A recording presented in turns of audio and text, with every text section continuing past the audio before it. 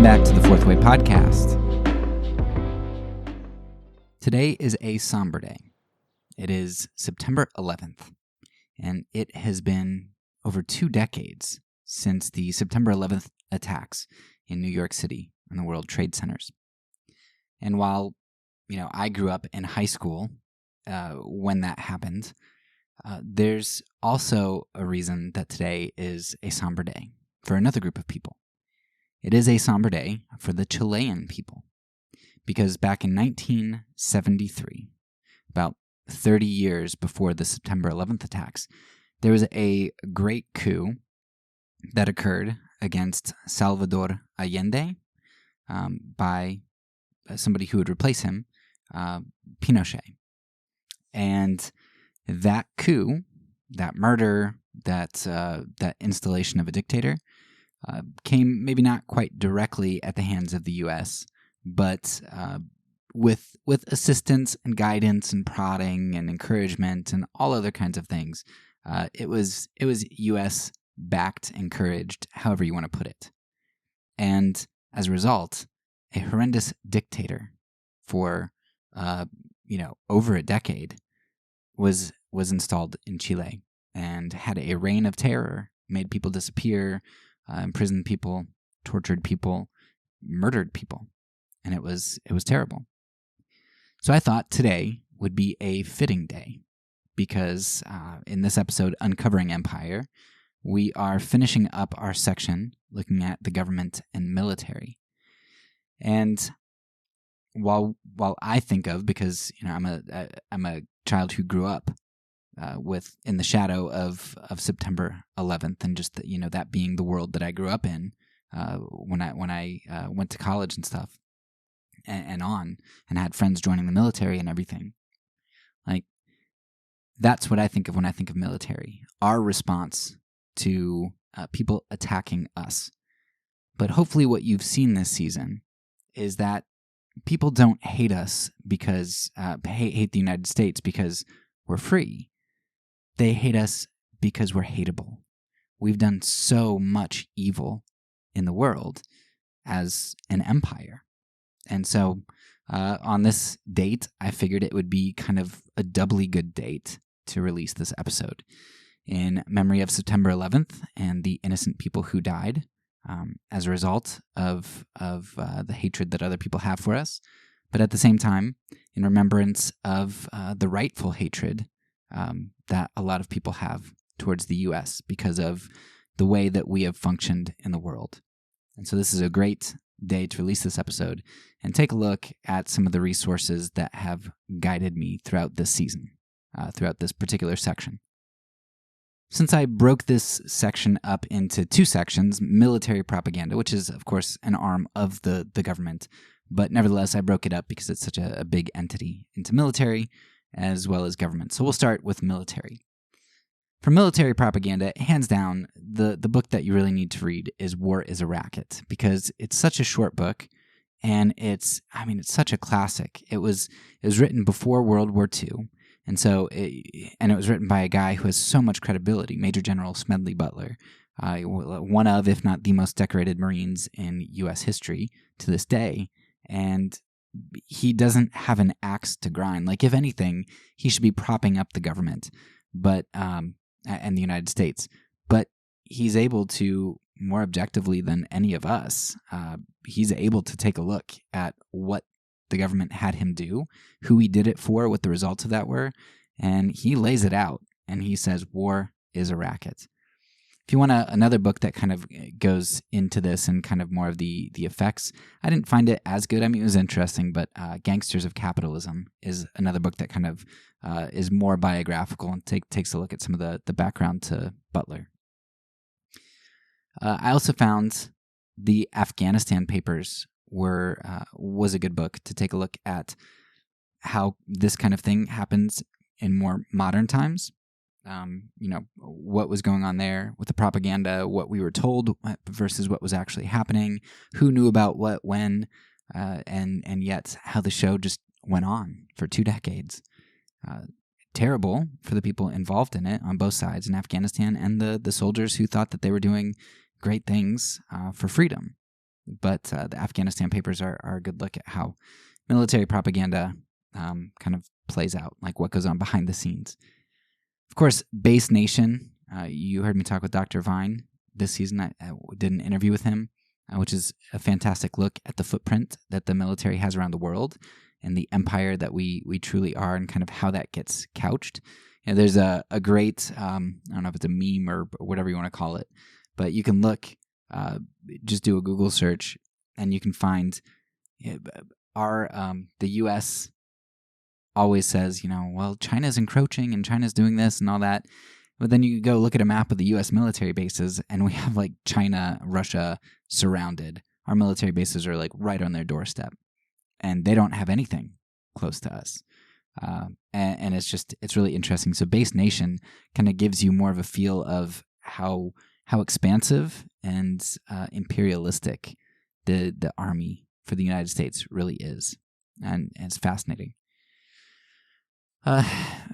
More for the propaganda side, if you want to take a deeper look at how propaganda kind of instills itself in people, these other things that I mentioned are more of like the effects of propaganda and the recognition of it. But if you want to see, well, like, how does that stuff ever get into our heads? Like, how did Smedley Butler believe that he was doing good things? Because it seems so obvious to us that he wasn't. How did he think that he was doing good things? Or the people in Afghanistan, how did the soldiers believe that they were doing good things? Like, how could they not see what was really going on? So a couple books were Ordinary Men was really good in relation to this, and to how just regular people can believe things. And They Thought They Were Free, which is a World War II book as well. But this guy goes and he interviews, like, after World War II, he interviews 10 people along the spectrum of, like, Nazism. Like, they were dedicated Nazis versus kind of indifferent. And just, he's like, well, what were you all thinking? And, of course, he asks it. He can't come and straight up ask them. But he asks these people and he evaluates their responses. And it's really fascinating to see how could people, like, go along with these kinds of things. There are also a couple of videos that I have linked here. One from Second Thought, which is more of I guess he's explicitly Marxist, pretty Marxist. But I find that I like to get videos from Marxists and capitalists, and you've seen that through this season. I've interviewed people, I've interviewed communists, I've interviewed capitalists, right? All across the spectrum, because I think Marxism does a really good job of identifying systemic issues, whereas capitalism does a good job of keeping an individual in view. And so you've got the collective versus the individual, and both of those things are good in a sense, but each one doesn't seem to be able to keep the other in view. If you're all about the collective, you're willing to sacrifice individuals. And if you're all about the individual, you're willing to sacrifice collectives, groups of people, through systemic injustice. And so don't dismiss the Second Thought video just because he's a Marxist. You should check it out. And he has a lot of good things that help you to think through stuff. There's also some videos in here about military recruiting practices. And one of the books that I loved, which I don't know that it really fits under propaganda, but it kind of gets the discussion rolling on something called moral injury and like what's really happening to soldiers who are returning home. It's called Achilles in Vietnam. And it was just a phenomenal read to kind of see the mindset that soldiers have and what war does to them, and just what people are starting to figure out with PTSD and such. But it still gets kind of minimized. And George Carlin, I think it was, has a really good skit on this where he talks about how we use language to soften things. With PTSD, he's like, it used to be called shell shock. Now, and then he goes through he traces the different things that it was called until it's like, well, PTSD, it's kind of informal, and it's like a medical diagnosis, and it doesn't feel so bad. And it's just really good to how we're propagandizing our soldiers and people into thinking that things aren't so bad. All right, now into military conspiracies. There are loads of conspiracies that we could get into when we get to the military and the government. And if you just Google, you can find your own set of conspiracies that interest you. I'm going to try to highlight some of the ones that I think are the resources that I think are most interesting or most pertinent. So I'll try to hit some of the things off the beaten path, as well as some of the things on the path that might be more mainstream conspiracy types of things. The first that I'd recommend that is just really applicable is the Senate Intelligence Committee report on torture. And they've even got a video about this that does a pretty good job of showing what happened. But and the book's not super, super interesting. You can find different versions of it that summarize it differently. But it's just really good to know what we were doing and who knew about it and the language that they used to obfuscate. And it's just terrible what we did in regards to torture and how we know it's ineffective. I mean, we know that it doesn't lead to good results, and we know that it gives us a lot of bad data. Apart from the ethical issue, it just gives us bad data. We don't have anything good that has come out of it. I don't know that there's ever anything that we gain from torture that we can show we gain from torture and not through other methods. It's just bad. So that's really pertinent to know. McNamara's Folly is one that we covered actually in our section on race, but it's really interesting. And so I'd recommend checking that out about how they lowered the IQ standards in order to allow cannon fodder essentially into the military. They needed warm bodies. And so that's a good read. You can also find a lecture or a discussion from the guy on YouTube. There's Day of Deceit. A Day of Deceit is about D-Day and what the U.S. did or did not know and the evidence that we have for that. And that's fascinating. You know, I don't 100% know where I stand on it, but if this guy really found some of these documents that he said, which I guess I just haven't done the legwork to look at them, but you could follow that up, and it really is fascinating, and it wouldn't surprise me if we knew more than a lot of people say that we knew. The plot to seize the White House was really interesting, and nobody talks about it. And it involves Major General Smedley Butler, who actually was a whistleblower against a bunch of people, a bunch of corporate capitalist individuals, wealthy people, aristocracy, whatever you want to call them, who were trying to say, hey, look, we don't like what's going on in the White House. We're going to basically plan a coup. So all these business people plan a coup, and they want Butler to lead it because Butler is really popular with the army, right? For good coups, you need an army, a loyal army. And Butler had been fighting, I can't remember what it was called, but when he was trying to get the World War I fighters their money that they were due, he was trying to get that to them. And then actually MacArthur ended up like fighting against these World War I veterans to kind of kick them out of Washington. And I think they even killed some. But Butler is on their side and trying to get them their pay and stuff. And so you've got all these veterans who love Butler, and these corporate guys are like, hey, Butler, how about you help us out with a coup here? And so they wanted to seize the White House, and Butler's like, no way. And he goes and he blows the whistle on them, and there are these like congressional hearings, and nothing happens to anybody. It's insane. It's insane. So that's a really good one to take a look at. That involves the military. I mean, because Butler's in it, and because they try to get veterans to help out. But you could also put it under corporate, right? Because they're trying to take the reins of politics.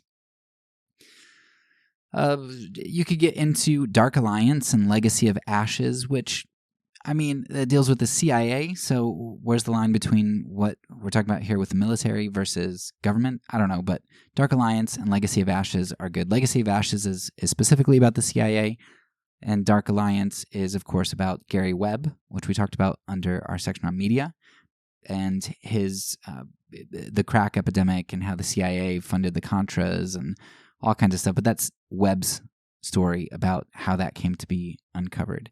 And it's really good. There's also a movie about it. Might be the same name, Dark Alliance. I don't remember.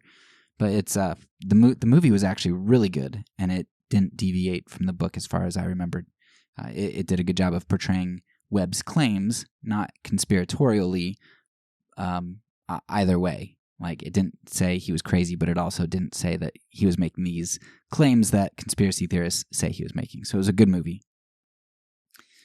And then, so I think it's here I can tack on, it's not dealing with the military again. But it is a government office, and it is a violent office. So I'm going to put it under military. But there are a number of resources on policing that I strongly recommend you look into. And policing actually, for as much damage as our military does, policing is something that is more on the ground level and maybe impacts most of our lives, more of our lives day to day. And if you can see it on the ground level, you can imagine what things are like, what the corruption is like when you scale that up to the military level. So it might be a good place for you to actually start by taking a look at policing.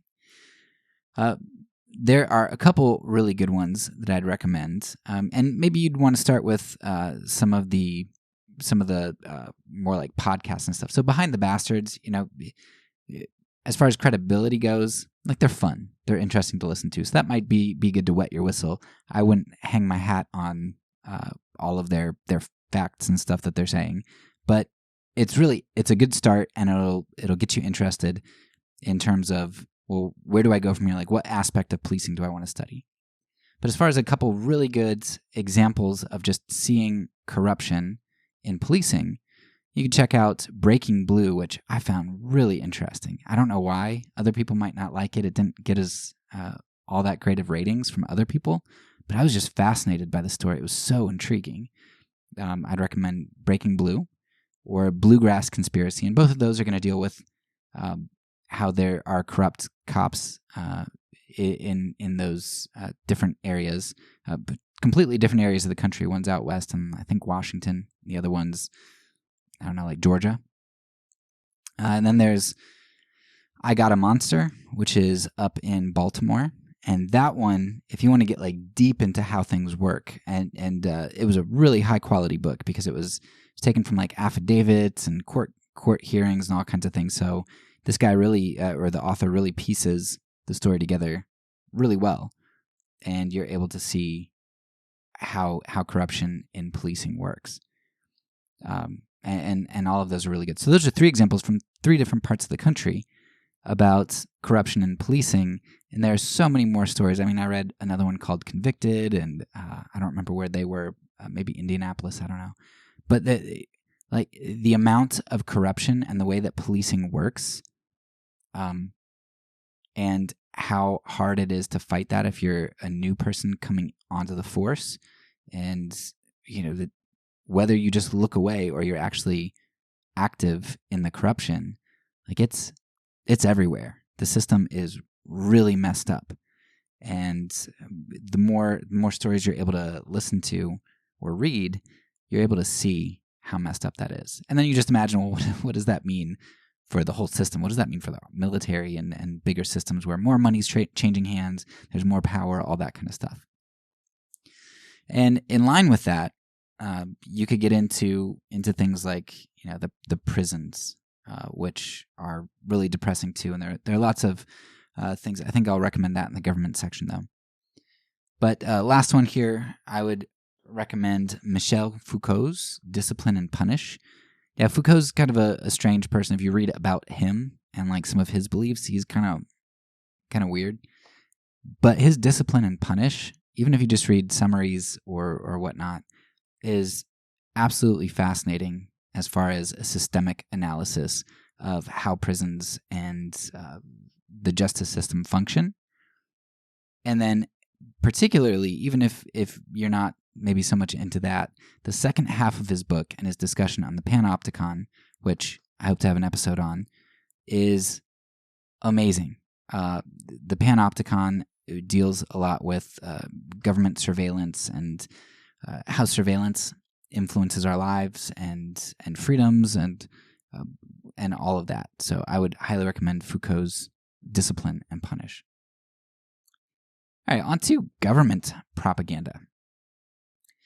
I think hands down the best book, but it's long and it gets pretty tedious. So I don't know. I don't think it's popular enough that you can buy summaries on it or anything. But Manipulating the Masses shows you how everything was birthed. It gets way too deep in the details, but even if you read the first 100 pages, you get a pretty good idea of okay, I see how where we are now, how that was kind of born. And it gives you some interesting leads. Like you get different people. Like I think Bill Donovan is here, and he comes along later. I think in World War II, and he's got like a biography, several biographies. So it just gives you a good starting point for where things start in the U.S. at least, and kind of on the world stage because it's kind of going on at the same time. I also recommend Gulag Archipelago if you want to take a look. You know, in this season, we pick a lot on the U.S. because I'm into internal critiquing. And it's not because I think that communism, the Soviets, and whoever else are the good guys. It's just because I believe in internal critiques. But Gulag Archipelago, super long, like 3 volumes, I think. And it's long and really repetitive. I mean, he says the same things 1,000 different ways. Nevertheless, it's really good and it's fascinating. And you're able to get abridged versions too. So I might recommend the abridged version, especially if you're strapped for time and don't have as much interest. Do the abridged because there's a lot of repetition, but it's all very good. And he's kind of sassy. I like him. Another one, I recommended They Thought They Were Free earlier, which would go good here too for government propaganda because it does deal with kind of how the government, not just the military, but the government can kind of sway people. But another one along those lines would be called Defying Hitler. And in there, he has a short section where he even talks about how the propaganda was working on him and like how he was able to see that in retrospect. And that was interesting. All right, coming back to the U.S., you talk about dog whistle politics, and that goes into the language that politicians use, which is helpful to kind of see how we finagle words to mean things that we might be able to say, oh, I didn't say that, right? But you did say it. It's what your words meant, even if you didn't say those exact words. I would also recommend maybe for this section reading fiction. Right, so I would recommend 2 books, and I would read them both together. I would read 1984 and Brave New World. Everybody knows 1984, like everybody's familiar with that, probably, because our idea of dictators and bad governments and all that stuff are totalitarian in the sense of they're going to be like North Korea. But Brave New World gives you another vision for what totalitarianism can look like and how that can function with people kind of going along with it and thinking it's good. And I think both of those views of what could be are really important to understand the range of dictators and totalitarian states and oppression. And you could probably throw in some kids' books here. I mean, The Giver is sort of along the lines of A Brave New World. City of Ember, I think, like those types of things are kind of in that realm. If you want more of kids' books that go along with that, Executing the Rosenbergs was a good book, and of course, I talked to Robert Mearpole in our section on media propaganda, and so his story and his book as well. His book might even be better, and I don't remember what his book is called. But you can go back to that episode in the interview and see a link to his book, which was very good at seeing how did McCarthyism and this communist scare, the Red Scare, how did that get 2 people killed? At least one of who was innocent and or not worthy of death, and the other one who, I mean, I don't think was worthy of death even on U.S. standards, but they both got killed as kind of like pawns, and because of the propaganda machine. And it's a terrible story that left 2 boys orphans, and yeah, it's a good story to look into it to see how propaganda works in the real world. For Christians, I would strongly recommend Cruz's One Nation Under God, because especially if you're coming like I am out of a conservative Christian background, it's important to be honest with ourselves about our history and about our nation's history and Christian history. And you can't really do that if you're fed on all this propaganda about what Christianity is and America is a Christian nation and all this kind of stuff. You need to kind of know where you came from and how things transpired. Cruz's One Nation Under God and Fitzgerald's I think it's the Evangelicals, but those are both really good books to kind of get you started. And now, of course, there were some things that, especially I remember Fitzgerald saying, where I was like, I don't know if you can back that claim up in terms of like what she was saying that Protestants did or did not believe back in the day. But they were minor details. They were like theological details. They weren't historical details so much. But her book was really good. Lastly, so there's a video that I put in here, Michael Parenti's The Dark Myths of Empire. And that's just going to be a good consolidation of discussion about the U.S. empire and kind of the way that things actually are compared to what maybe we've been taught. So as far as conspiracies, I'm going to break government conspiracies up into two parts, because there are kind of the simple conspiracies, like one-off conspiracies, and then there are conspiracies that are a bit more complex, compound conspiracies perhaps. So simple government conspiracies, I've got some links in here to things like COINTELPRO. There's a COINTELPRO documentary, which is amazing. Just this story of COINTELPRO, and it uncovered a lot of different things about how the government was basically spying on everybody.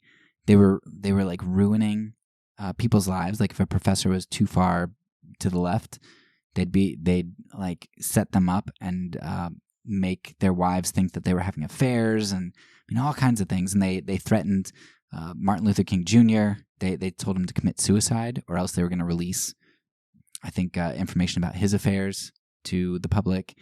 Things like that, where they're trying to get people to assassinate themselves, right?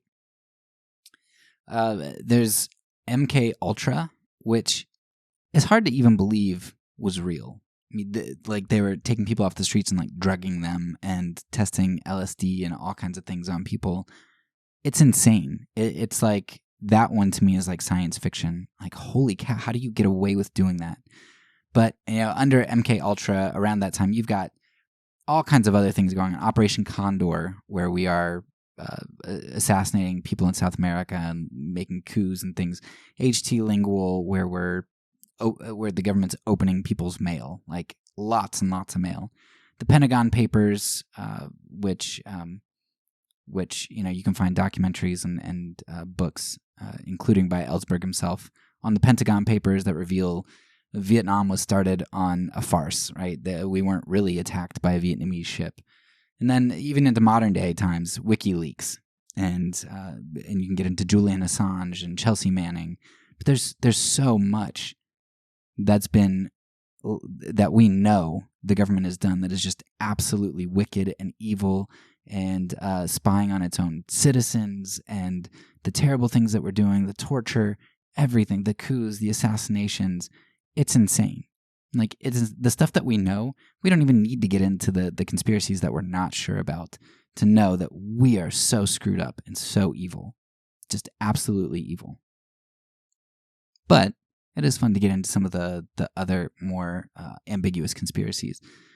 I really liked the one on Martin Luther King Jr., the plot to kill King. That was fascinating to me. And now I didn't follow up on the book, but from what it was, from the way that things were presented, there were so many things where I was like, oh, there's no way that's coincidence, right? There's no way, something is going on. And so of all the conspiracies that are out there, like, JFK, King, all of Roswell, whatever, the plot to kill King has me the most convinced on some of the like more maybe far out conspiracies. the MLK, I think, was a setup, and especially knowing what you know about the CIA, we know that they were trying to get King to kill himself, and we know some of the other people that they essentially had assassinated, and the black leaders and stuff, and some of the things that they were doing to them. Well, I really don't doubt that that MLK was assassinated.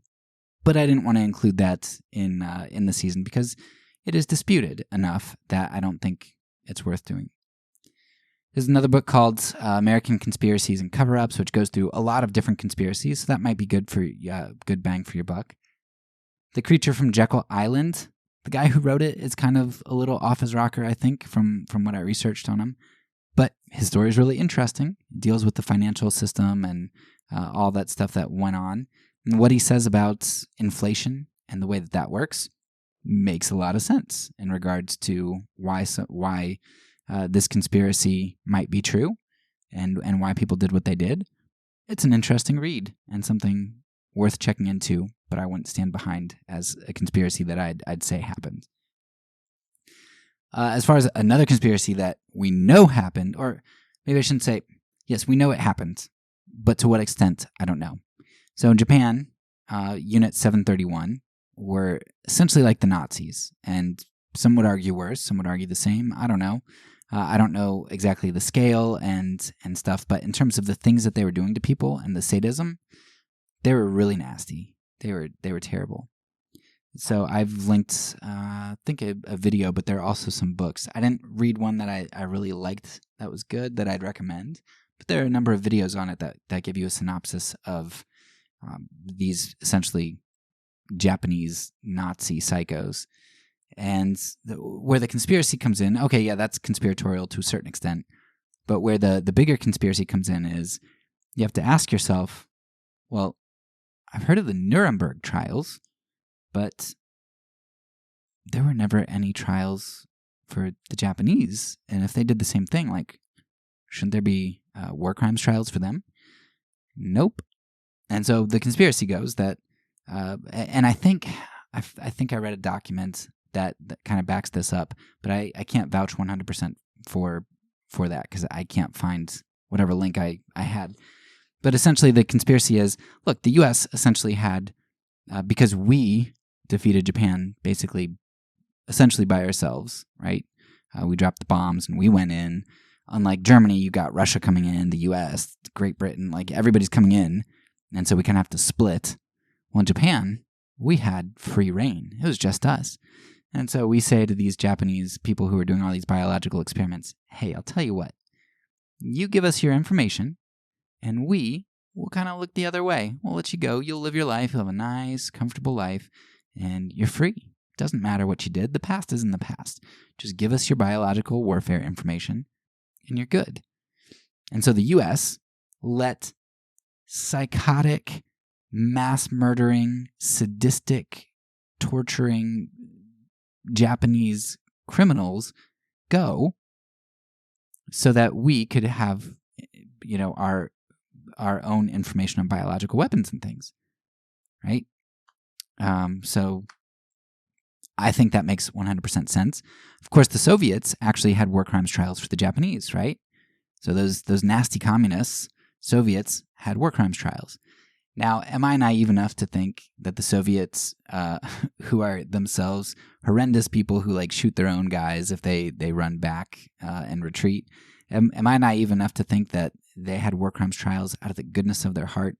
No, of course not. I think that was probably their own propaganda and trying to say, hey, look, we're good. We have war crimes trials. Well, look at what the U.S. does. They don't do anything.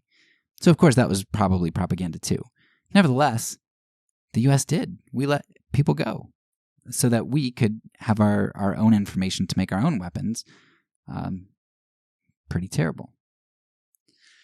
Another interesting thing, and this, I don't know that this is conspiratorial because it's right out there in the open, but it's something that people don't know, right? We talk about how we hate all these human rights violations and atrocities. But when I found out that the United States, up through 1993, supported Pol Pot of the Khmer Rouge, the guy who who committed a genocide against millions of people. We supported him up through 1993 for a UN seat, right? Of course, nobody talks about that. We don't talk about how we have no problems with dictators and mass murderers and genocidal maniacs. If it suits our purpose, we're happy to support them or install them, kill the good guy and install the psychos as leaders. All right, so those were the more simple conspiracies, the things that are like more one-off types of things. But now getting into the more ambiguous and the systemic government conspiracies. Snowden, Edward Snowden's No Place to Hide is a great book that kind of shows you the government surveillance and all that stuff. It's really fascinating, really good. I highly recommend it. How Europe underdeveloped Africa. Now, if you want to take a really deep dive into history and kind of get a long look at where some of our systemic issues have started from, and why Africa is the way it is, why the U.S. and other countries have some of the wealth that we have, and all that kind of thing, it's a really good place to start. And I would read that after I read How Europe Underdeveloped Africa. I would take a look at capitalism and slavery. Now, of course, if you're a capitalist, you're not going to like the title of that book, but I mean, it shows you capitalism tries to argue that, hey, look, Marxism needs capitalism in order to work. Like, they need the capital to run on for Marxism to work. And I think Marx himself, if I'm not mistaken, like kind of acknowledged that. But the thing for capitalism is that I would argue, I don't know that How Europe Underdeveloped Africa or Capitalism and Slavery make this argument outright, but what I would draw from that is, capitalism essentially needs mercantilism in order to work. Because what mercantilism does is it basically takes you and you extract all these resources, human resources and natural resources from a country, and now you've got a huge pot of wealth to work with. And now you sit back and you start creating and using all of your advantages that you have in slave labor and all these resources you stole and the exploitation of people in other countries and their mines and all that kind of stuff. And you start creating all this wealth and all this material. You sit back and you're like, look, we're hard workers. We're using our brains. We're really, we've got a lot of ingenuity. Why is Africa so far behind? Right? Look at capitalism. It's working. And it's like, well, yeah, it's working because you're sitting on a dragon's pile of stuff that you got on mercantilism. Those two books are really good if you want to get into that whole discussion. And it overlaps a lot with empire, with the Spanish-American War, with the Philippines, Cuba, Haiti, all that we discussed in our episode on Haiti, and our interactions in the world and all that kind of stuff. But it also, for me, it brings in the Capitalism and Slavery book, there was a part where he talks about how, every pound of sugar, somebody like did the math and they figured out, look, every pound of sugar is worth about 2 ounces of human flesh, because they did like a cost-to-cost comparison of a slave and sugar, however they did it. But every pound of sugar is worth 2 ounces can buy you 2 ounces of human flesh. So a family using 5 pounds of sugar a week could save one man in less than 2 years, 21 months. But the thing was, like, who's going to stop eating sugar? Like, nobody stopped eating sugar, except the fearless Benjamin Lay, right? Which is a story that we did back in our section on race, right? So we can look at those evil, bad mercantilists or corporate greed and all that stuff that we're doing to other people, but then, or Apple, who's got the slave labor, and you have to say, well, you know what? If my family, when my kids get older, if 16, 18, whenever we decide to give them phones, if we ever decide that, it's like, if I bought 6 phones for our family, I wonder if we chose not to buy from a company that had slave labor, how many slaves would that be that essentially wouldn't be exploited? I don't know, but I buy iPhones. And that's something that also causes self-reflection because we're a part of the empire too. So those are two really heavy books to kind of think through. A bunch of other books. I'll start going through this fast because nobody wants to listen to just recommendations for books for a whole hour. So I'll work. Pathologies of Power by Paul Farmer, who is a really good writer on Haiti. But Pathologies of Power spreads out, and yes, it deals with his experience from Haiti, but also all over the world.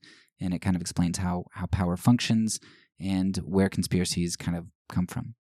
Radio Free Dixie, I recommended in our section on slavery, racism as well.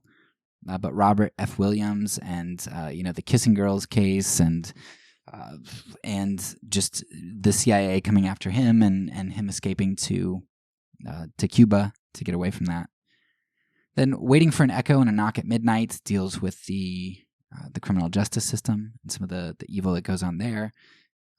The Pinochet File, I really liked it. Probably a lot of people think it's a really dry book.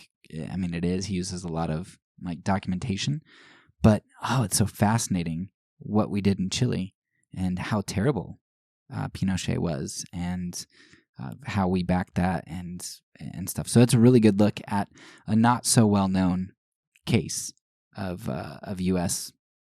meddling. Fresh Fruit, Broken Bodies deals kind of with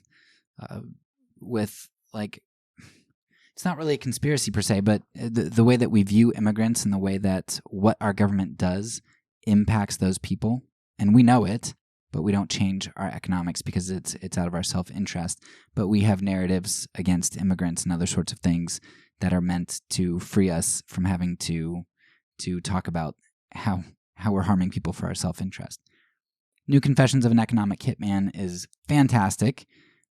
You'd want to research it to back up its claims, but I strongly recommend it to see how governments basically put their dogs on a leash, how they get lackeys, how they get people under their thumb like the mafia. Secrets by Ellsberg is good, about the Pentagon Papers. The Terror Factory and We Sell Drugs are two really good books that deal with how the U.S. kind of creates its own terrorists and bad people, and how that's framed. And then Poison Spring, Off the Beaten Track. It deals with the EPA, so if you're into more environmental sorts of things, it was interesting. Again, with all of these, I didn't do the legwork to back up all of the claims and things. These are some of these are really good, but others, it's kind of like, well, this is really complex. I would have to do a lot of research and digging to verify these things and to see the whole case. So, but Poison Spring is a good one in regard to environment. Things I want to read. I can't vouch for at all, but readings that looked interesting. Theater of Power, The Business of War, Uncle Sam Wants You, Democracy's Prisoner, A Season of Inquiry. And that one, I want to say, I really want to read that one. That's about the Church Commission. And the Church Commission, insane. Like, you should just go research the Church Committee or Commission, I don't remember. But it's basically after all these terrible things. I think it's after Pinochet comes in and after you had the Tuskegee experiments. All these things are kind of revealed at this time. And it's insane, all the things that are revealed. And the CIA is kind of like, yeah, we did that. We did that too. And, oh, yeah.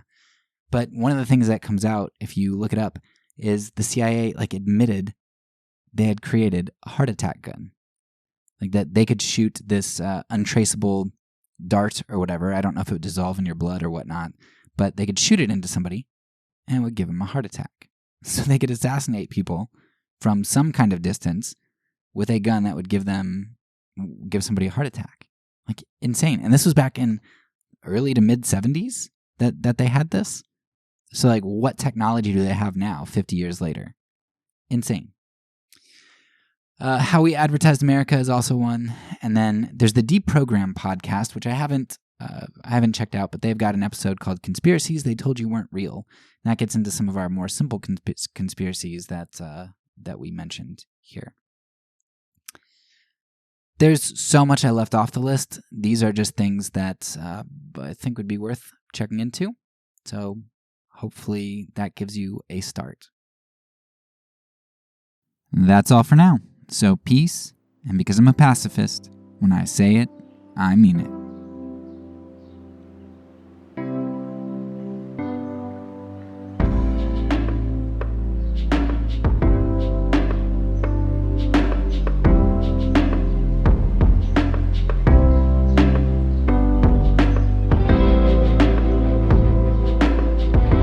This podcast is a part of the Kingdom Outpost Network. Please check out the links below to find other great podcasts and content related to nonviolence and kingdom living.